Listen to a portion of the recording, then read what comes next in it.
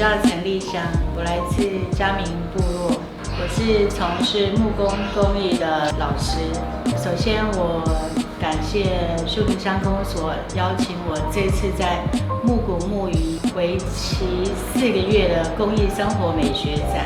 这次展览其实主要是表现很简洁的风格。那我个人本身就很喜欢很简单，然后线条的东西。这次展览的东西都比较生活化，我希望说艺术可以跟生活融合在一起。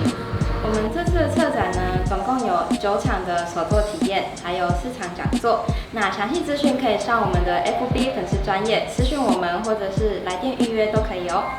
慕谷慕鱼旅游咨询中心，欢迎您。